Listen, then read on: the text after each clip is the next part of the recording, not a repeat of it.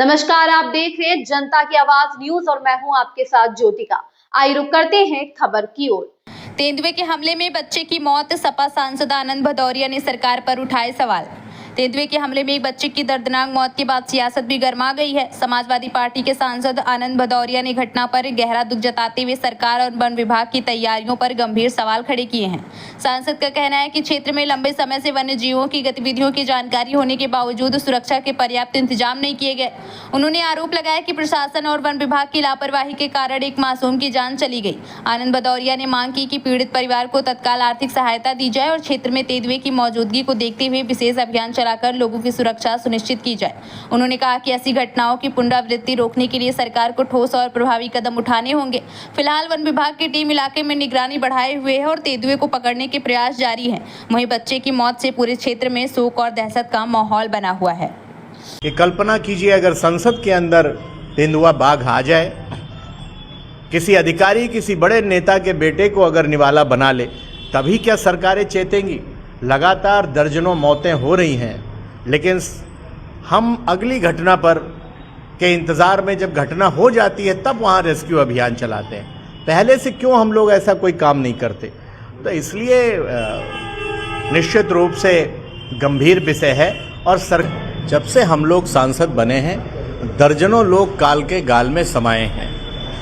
कुछ जगह तो नियंत्रण हुआ, लेकिन धौरारा विधानसभा क्षेत्र में पिछले 6 महीने में कई घटनाएं हो गई। अभी हाल फिलहाल 5 लोगों के ऊपर हमला हुआ, उसमें घायल हुए लोग। कल मासूम अबोध बालक शुभम यादव अपने पिताजी के साथ जा रहा था और गन्ने के खेत से निकल करके लेपर्ड ने हमला किया और वहीं मौके पर ही उसका दुखद अंत हो गया। हम सभी दुखी हैं। पीड़ित परिवार से पोस्टमार्टम हाउस जाकर के मिले हैं। प्रशासनिक अधिकारियों से कहा है, निर्देशित किया है कि शीघ्र रेस्क्यू अभियान चला करके जल्दी से जल्दी जो आदमखोर जानवर हैं उनको पकड़ा जाए। पोस्टमार्टम रिपोर्ट आने के बाद जल्दी से जल्दी उनको मुआवजा राशि दी जाए और साथ ही साथ हम उनके घर भी जा कर के उनकी मां से भी मिलने का काम हम लोग शीघ्र करेंगे, क्योंकि इकलौता बेटा था जिसको उन्होंने खोया है। उस दर्द को सिर्फ वही समझ सकते हैं, हम आप महसूस नहीं कर सकते उतना दर्द। तो इसलिए हम चाहेंगे कि जो संसाधन होने चाहिए वो जनपद के पास नहीं है।